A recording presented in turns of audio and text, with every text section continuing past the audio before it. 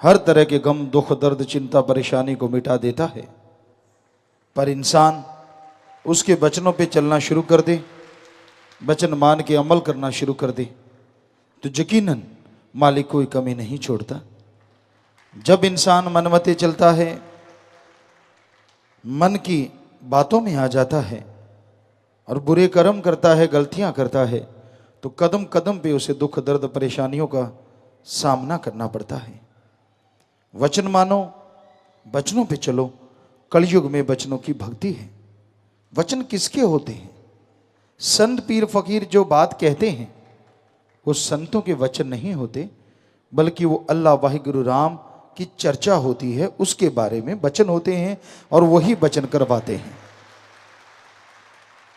वो बताते हैं कि ईश्वर परमपिता परमात्मा की भक्ति इबादत करो, कभी किसी से ठगी, बेईमानी, भ्रष्टाचार ना करो, सेवा सुमरण करते हुए आगे बढ़ो। यकीनन जन्मों जन्मों के पाप कर्म कटेंगे, आपका अंत्यकरण साफ होगा और मालिक के नूरी स्वरूप के दर्शनों के आप लायक बनते जाएंगे। जैसे जैसे इंसान मनमते चलता जाता है, वैसे वैसे अपनी बेड़ी में बट्टे डालता जाता है और मालिक से दूर होता जाता है।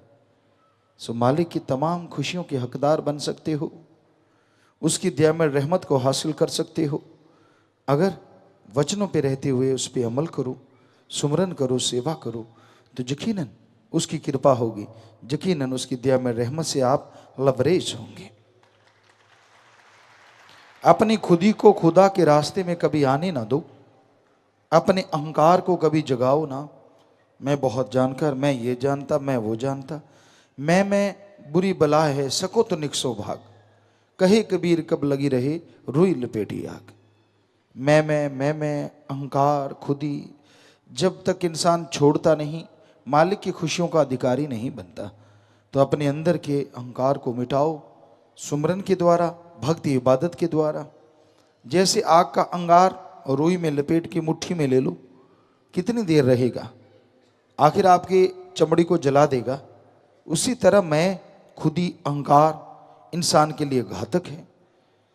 अगर इंसान खुदी में डूबा रहता है और अल्लाह वाहिगुरु राम को कुछ भी नहीं समझता, तो एक दिन उसे अपनी परेशानियों से, अपने कर्मों से दो चार होना पड़ता है और वो दुखी होता है, परेशान होता है, मैं उसे ख़त्म कर देती है, बर्बाद कर देती है।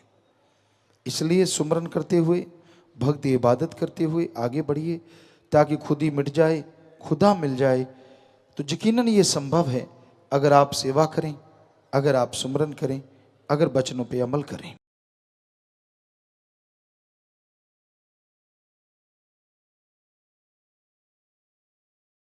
इंसान इस दुनिया में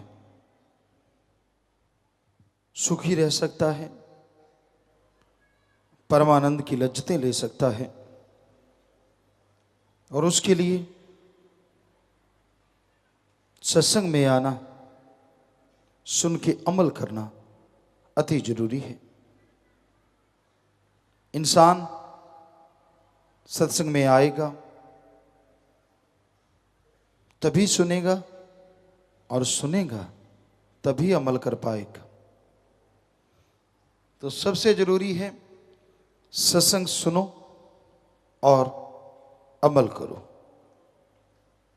सुन के जब तक आप अमल नहीं करते, तब तक मालिक की कृपा पात्र आप नहीं बन सकते। दिखावा, ढोंग मालिक को कभी खुश नहीं कर सकते। कई बार किसी की कही बात, कोई कहावत रूहानियत में बड़ी फिट बैठती है। एक कहावत पंजाबी में कही जाती है, किते साइयां ते किते बधाइयां। ये रूहानियत में बिल्कुल नहीं चलता। दिमाग कहीं और, कर्म कुछ और, करना कुछ और, दिखाना कुछ और। मालिक को कभी वो आदमी नहीं पा सकता, वो दोगला ही रहता है। दुनिया में भी उसे कोई लोग पसंद नहीं करता और मालिक की दरगाह में भी उसको धिक्कार दिया जाता है, कबूल नहीं किया जाता। इसलिए एक के बनो और एक वो जो हमेशा ही एक है, दो कभी नहीं हुआ और ना कभी दो होगा, और वो है ओम हरि अल्लाह वाहिगुरु गौड़ खुदा राम सदगुरु। वो एक था, एक है, एक रहेगा। करोड़ों नाम है उसके, अरबों नाम है उसके, तो उसका बनना पड़ेगा, औरों का ध्यान छोड़ना होगा। ये नहीं कि पार्ट टाइम जॉब, जब जरूरत नहीं तो मालिक नहीं और जरूरत है तो गुरु गुरु, ये नहीं चलता। रूहानियत में एक रस होना पड़ता है, एक जैसे रहना पड़ता है। मालिक के लिए तड़पते हो तो मालिक के लिए ही तड़पो। यारी दोस्तियां या दुनियावी इश्क से बचना होगा, और अगर दुनियावी इश्क करते हो तो मालिक से दूर चले जाते हो। हमारा कहने का मतलब ये नहीं है कि आप किसी से प्यार ना करो, प्यार करो, बेगर्ज निस्वार्थ प्यार करो। जिस रिश्ते के लिए आप जुड़े हैं, पति पत्नी का रिश्ता, माँ बेटे का रिश्ता, माँ बाप का रिश्ता, बहन भाई का रिश्ता, जैसा भी कोई रिश्ता है, उसके लिए जो भी आपका फर्ज है, जो भी कर्तव्य है, उस प्यार का निर्वाह करो। अति नहीं होनी चाहिए। अति अगर करना चाहते हो तो भगवान सदगुरु मौला के प्यार में करो, अगर कर सकते हो, क्योंकि वो अति होने ही नहीं देता।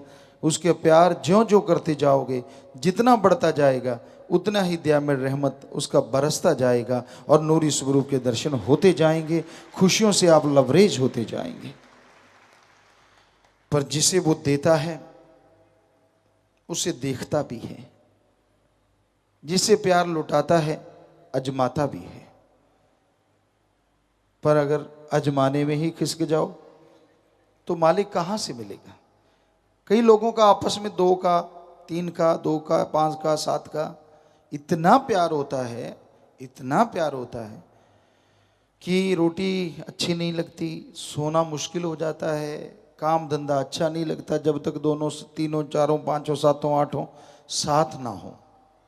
कहीं इतना प्यार मालिक से किया जाए कि मालिक तेरे बिना मुझे चैन नहीं आएगा, नींद नहीं आएगी, सुमरण करे, तड़फे।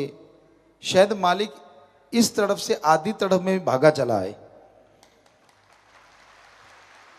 पर उसके लिए नहीं तड़फते। लोग एक दूसरे के प्यार में, इश्क में तड़फते हैं, पागल हुए रहते हैं, पगला जाते हैं। इंद्रियों का भोग विलास, थोड़ा स्वाद, उसके लिए अंधे हुए रहते हैं। सब रिश्ते नाते बाकी सब एक किनारे लगा देते हैं। तो ऐसा प्यार आपके लिए घातक है। आप कभी सुखी नहीं रह सकते, चैन नहीं आएगा, क्योंकि कहीं ना कहीं तकरार होगी, कहीं ना कहीं झगड़ा होगा। हमेशा तो विचार मिले नहीं रह सकते, और जैसे झगड़ा तकरार होगा तो फिर एक दूसरे की सारी कमियां गाओगे, और जब कमियां गा दी तो एक दूसरे के अंदर जख्म हो जाएंगे, आपस में जुड़ोगे नहीं, क्या फायदा। उस अल्लाह राम मालिक वाहिगुरु गौड़ खुदा रब से सच्चा प्यार जोड़ो। वो इस जहान में भी, अगले जहान में भी, दोनों जहान में आपका साथ नहीं छोड़ेगा, हमेशा हाथ पकड़ के रखेगा।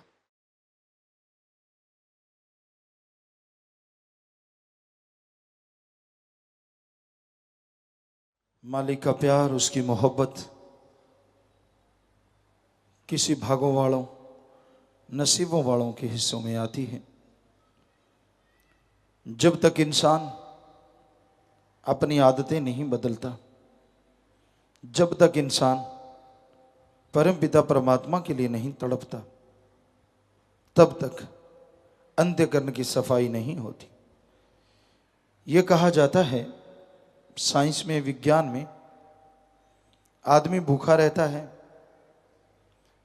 खाने को कुछ ना मिले तो भी स्टॉक अंदर इतना होता है कि आंतड़ियां अंदर से ही चर्बी को खत्म करना शुरू कर देती हैं, पर जल्दी से आदमी खत्म नहीं होता। वो कमजोर होगा, पतला बहुत हो जाएगा, अलग बात है। तो उससे तो यही है कि वो आंतड़ियां चर्बी को खत्म कर देती हैं। पर रूहानियत में कोई अपने परम पिता परमात्मा के लिए तड़पे, उसके लिए व्याकुल हो, तो मालिक, वो अल्लाह, वो वाहिगुरु, वो राम उसे अपने दर्श दीदार के काबिल बना लेता है। भावना का शुद्धिकरण होना बहुत जरूरी है, जो कि सेवा और सुमरन के बिना संभव नहीं है। कुछ भी करते फिरो, कुछ भी बनते रहो, जब तक आप सुमरन नहीं करते, सेवा नहीं करते, मालिक का नूरी स्वरूप प्रकट नहीं होगा। आपका दृढ़ यकीन है, थोड़ा सुमरण कर लेते हो, सत्संग सुनते हो, मालिक दर्शन देंगे, लेकिन नूरी स्वरूप में नहीं। वो आम इंसान की तरह आपको दर्शन जरूर हो सकते हैं। तो इसलिए आप मालिक को अगर देखना चाहते हैं, उसकी दया में रहमत के काबिल बनना चाहते हैं, नूरे जलाल का झलक पाना चाहते हैं, तो आप निरंतर सुमरण करो, टेंशन ना लो। कई लोग सुमरण करते हैं और टेंशन लेके बैठ जाते हैं। मैं सुमरण कर रहा हूँ, क्या दर्शन होंगे? मैं भक्ति कर रहा हूँ, क्या मुझे मालिक नजर आएगा?